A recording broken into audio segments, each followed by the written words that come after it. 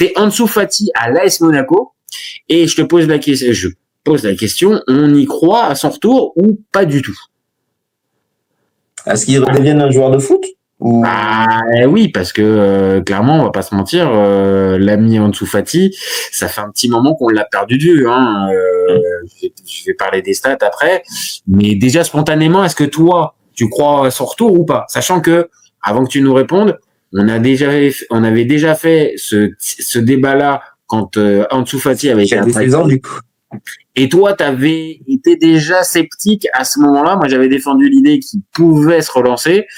Ça avait été un peu Mais moi, je te l'avais dit parce il avait commencé très tôt et que les blessures et que pour moi, on l'avait cramé. Je crois que c'était mon argumentaire à l'époque.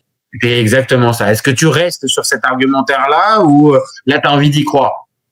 Mais le truc, c'est que on lui met les mêmes attentes et lui-même peut-être qu'il se met les mêmes attentes que quand il avait 17-18 ans et qu'il était projeté comme l'héritier de Messi et un futur Ballon d'Or et autres. Je crois qu'on lui avait même filé le 10. Oui. Oui. On a déjà eu la discussion aussi sur, pour moi, Xavi, c'était bien la cure de rajeunissement, mais pour moi, il a fait exploser tous les gamins qu'il a eu sous la main, quoi. Au niveau de, bon, je sais pas s'il y avait déjà les 5 remplacements quand Xavi était coach, mais on respecte plus tellement la croissance des gamins qui commencent hyper tôt comme ça, c'est toujours un peu fragile. Ah bah lui, c'est vrai. Clairement, là, je passe les stats. C'est un joueur qui a joué très très tôt, qui va fêter que ses 23 ans, alors qu'on pourrait croire que... Mais ça fait 7 ans de professionnel quasiment. Mais c'est ça. Alors, il est maintenant valorisé à 5 millions, alors que j'ai regardé sa valeur, je crois que c'était 4 ou 5 ans, il est aux alentours de 80 millions. Donc, on en parle comme une vraie pépite. Et l'année dernière, pour être très, très factuel, l'année dernière, c'est 11 matchs, 0 but, 0 passe décisive et 298 minutes de jeu. Donc, on parle d'un joueur vraiment qui est à relancer, mais complètement à relancer. Donc, toi, tu penses que... Même mentalement, tu sentais que c'était son fantôme. Quand tu passes d'il y a 5 ans, quand nous criait ton nom à être... on te fait rentrer quand c'est sûr que le destin est plié. C'est toujours compliqué de changer. Ça a changé. Ça, c'est clair que... Et le truc, c'est que Monaco, c'est un environnement tranquille où tu peux retrouver quelque part plaisir à jouer au foot. En plus, l'équipe est jeune, ça peut tourner. Qui s'inscrit complètement dans un collectif où il y aura pas d'ego surdimensionné. Il aura quand même l'expérience quelque part d'un Pogba qui a vécu vraiment autre chose, un peu pour te soutenir moralement, tu vois, même si, s'il veut un peu lâcher. Juste, je réagis juste, il n'y a pas d'ego surdimensionné dans le club, il y a quand même juste Paul Pogba. Oui, mais même Paul, il revient d'un truc où il peut plus la ramener comme il le faisait avant. Même dans ses vidéos, dans ses sorties médiatiques, maintenant, quand tu regardes, même dans ses insiders, c'est devenu très famille, très posé. Allez, ça va traîner avec Speed pour faire des pronostics Ballon d'Or. Oui, t'as raison. Et puis après, peut-être aussi, l'âge aidant, la maturité, tout ça. Et puis ce qui lui est arrivé, au-delà de même la suspension. Oui, c'est ce que je dis, ouais. Toute l'affaire, la prise, espèce de prise en otage, voilà. Il est passé par plein de trucs, donc oui, je pense qu'il est redescendu. Non, je réagissais là-dessus. Là où t'as raison, c'est que dans ce vestiaire-là, à 18h, et on va dire les cadres, que ce soit Zakaria, que ça soit... Il est arrivé avec des cadres plutôt sains, plutôt sains. Normalement, il va être bien intégré. Ouais, c'est un environnement quand même qui reste très bienveillant et très protégé, tu vois, c'est pas... À ce point, je pense que Monaco aura toujours besoin. Parce que même si tu as Kliouche qui peut... Mais pour moi, Kliouche est plus central. Il va pas jouer trop sur un côté. Après... il peut, mais c'est des faux... Ansu Fati, quelque part aussi, c'est pas un ailier de débordement. Monaco, ils jouent pas. Ils ont des latéraux qui manquent beaucoup. Ils ont pas besoin... On est toujours sur les mêmes profils à la Bernardo Silva, de faux ailiers qui sont en vrai des 8. Même Golovin, c'est pas un ailier de débordement. Tu vois, tu le mets sur le côté, tu sais qu'il va repiquer, qu'il va chercher la passe et que c'est plutôt des latéraux, gauche comme droite, qui vont résister. C'est ça, c'est-à-dire que tu as des profils qui peuvent être un petit peu polyvalents, et même, tu l'as précisé aussi, Ansu Fati, il n'a pas les caractéristiques types du joueur de côté, l'ailier qui va perforer et tout ça, et encore plus avec la condition physique dont on ne sait pas trop comment elle est. Oui, je le vois pas faire des. Et sachant que la Ligue 1, quand même, ça manque de ce type de joueur créatif. Bon, là, il n'aura pas beaucoup d'espace pour faire tout ce qu'il a fait, mais il aura la balle la plupart du temps. Monaco, ils avaient quoi, 60% et quelques de possession. Oui, maintenant, on le dit assez souvent. On l'a répété encore l'autre jour avec Aurélien pour parler du retour de Giroud.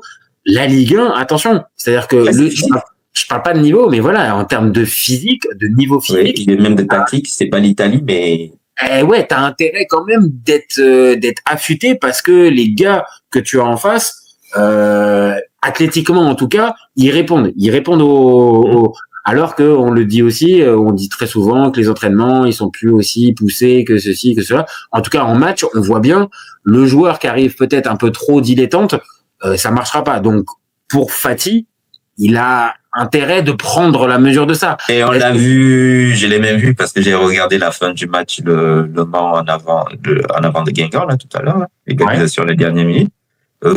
Ça presse, après le PSG est devenu un modèle pour le pressing, Liverpool et autres, mais c'est pas les vacances.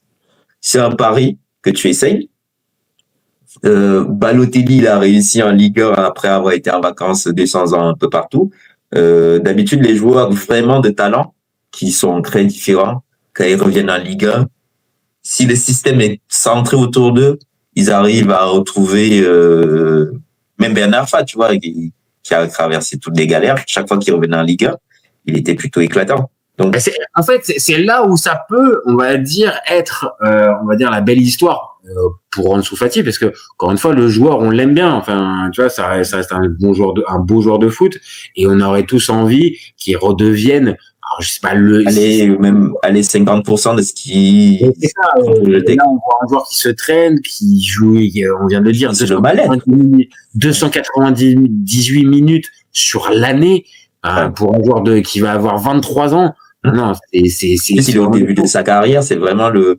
Pour terminer sur ça, si tu devais miser, moi c'est ce que je mise. Est-ce que tu mises pas sur la deuxième partie de saison, parce que la première partie. Mais le but c'est qu'il redevienne une doublure crédible, parce que là, à l'instant, après à Monaco ça tourne beaucoup offensivement. Donc Agliouche, Ben Seguir, Golovin. Tu peux te retrouver avec, mine de rien, parce que Biret il va jouer. Des fois, tu peux te retrouver à jouer à deux offensifs en 4-4-2, ou des fois tu passes en 4-3-3.